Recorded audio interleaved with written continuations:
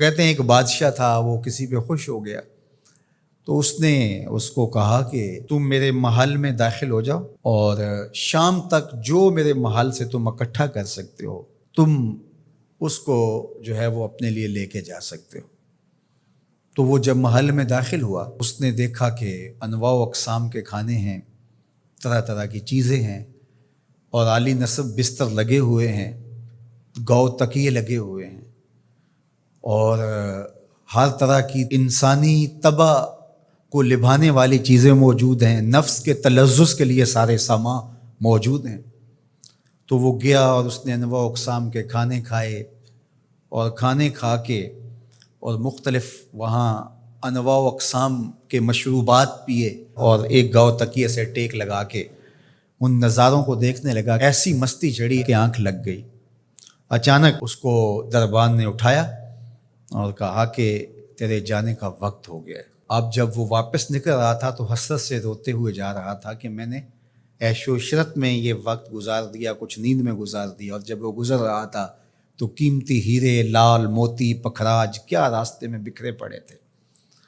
اور ایک دوسرے شخص کو داخل کیا تو اس نے ان لذت انگیز چیزوں کی طرف توجہ نہیں کیا، سب سے قیمتی چیزیں وہاں سے اٹھائیں اور جھولی بھری اور اپنے وقت مقررہ پر وہ واپس ہوا۔ تو اس دنیا کے محل میں ہم داخل ہوئے ہیں، ایک دروازے سے دوسرے دروازے سے نکلنا ہے۔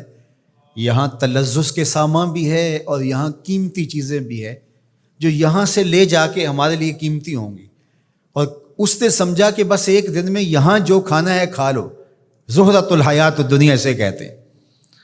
اور دوسرے نے کہا کہ یہاں تو بھوک کاٹ کے جیسے بھی تو میں جہاں جا رہا ہوں تو یہاں سے جتنی قیمتی چیزیں اٹھائی جا سکیں اس کو اٹھا کے وہاں کے لیے لے جاؤں۔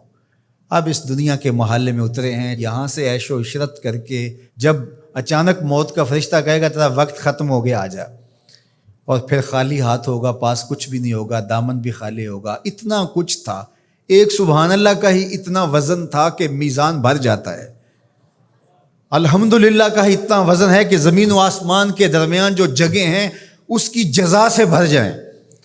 لیکن ہم دنیاوی تلذذ میں رہے اور تھوڑی سی زندگی تھی، جب فرشتے نے جھنجھوڑا تو آنکھ اس وقت کھلی اور یہ کیا کر دیا ہم نے۔ لیکن جو اللہ کے بندے ہیں وہ کہتے ہیں کہ یہ تو آخرت کو جمع کرنے کی کھیتی ہے، یہاں جتنا کچھ جمع کر لیں۔ اصل یہاں سے کیا اٹھا سکتے ہیں، ہر شخص کا اپنا انتخاب ہے کہ وہ کیا اٹھائے گا۔ اپنے لیے وہ ابدی چیزیں اٹھائے گا جو ان کے لیے ختم نہیں ہوں گی، یا وہیں کھا کے وہیں چھوڑ کر کے اور اچانک مستی میں چلا جائے گا اور پھر فرشتہ اس کو جھنجھوڑ کے کہے گا اٹھ تیرا وقت پورا ہو گیا ہے۔ اللہ اکبر۔ فرمایا ہر شخص جب صبح کرتا ہے تو اپنی سانسوں کے ذریعے سے کچھ خریدتا ہے۔ اب اس کی مرضی ہے، چاہے آزادی خرید لے، چاہے گرفتاری خرید لے، چاہے خیر حاصل کر لے اور چاہے شر حاصل کر لے۔ وہ آخرت کا کیا سودا خریدتا ہے یا دنیا کا سودا خریدتا ہے، اس کے بعد جب آنکھ کھلتی ہے تو پھر سمجھ آتی ہے کہ میں کیا خرید سکا۔